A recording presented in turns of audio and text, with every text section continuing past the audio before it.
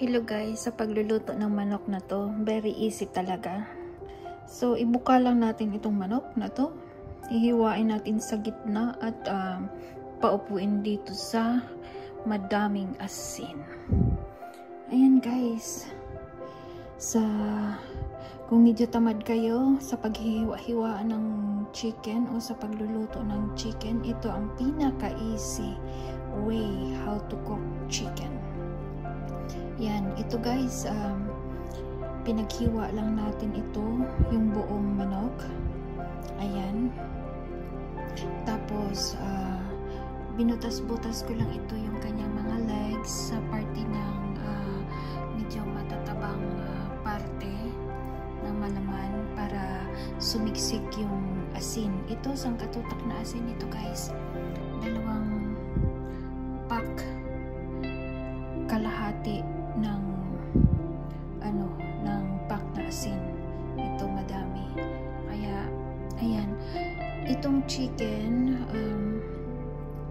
hinugasan at hiniwa ko lang ito. At saka ayan,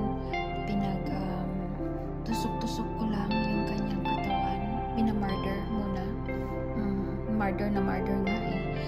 Tapos ito pinahiga sa asin. At ito ay ating i-bake. So, i-bake natin yan sa 180 degrees. So, hanggang sa mag-crispy at maluto itong ating chicken. Hindi natin ito ibabaliktad. Ganyan lang siya hanggang sa maluto. Hanggang sa maluto siya guys. Ganyan lang. Hindi natin baliktarin o whatsoever. Ganyan lang hanggang sa maluto. So, very easy, right? Very easy talaga sa pagluluto na ganito. So, kung mayroon kayong oven, ganunin lang. Wala. Alam mo, super juicy yung chicken na to. Kasi nagawa ko na to ilang beses na. So, ngayon lang ako nakapag-video ng maayos na ganito kung paano lulutuin yung manok na easy lang talaga. So, walang effort na madami. So, ganito guys. Ayan. Lulutuin natin ito ng mga 1 hour and 20 minutes. Tingnan natin mamaya sa 1 hour and 20 minutes kung ano na yung resulta. So, guys, dito lang muna. Ikakat muna natin ito kasi lagay na natin sa oven. So, ganyan.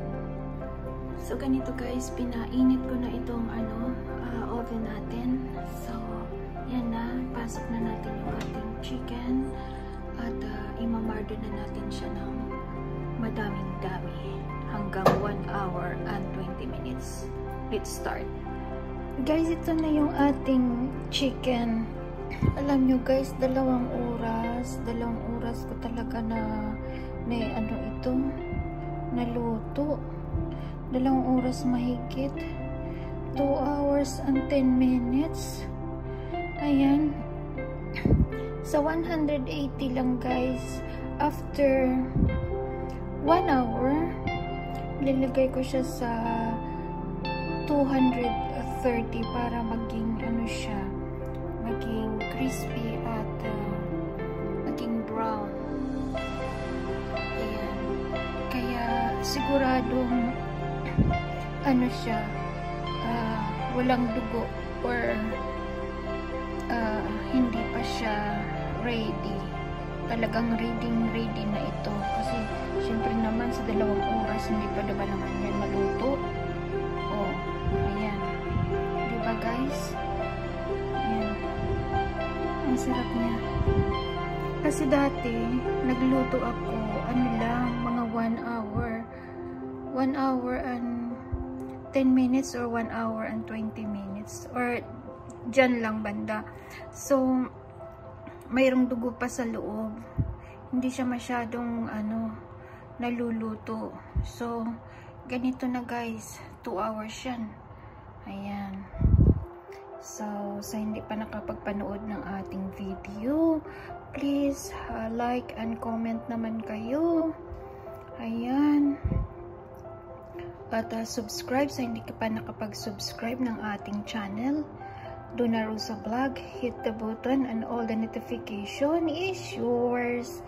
Sa lahat ng upload natin ay magno-notify sa inyo. So, salamat guys. Thank you for watching. Bye-bye.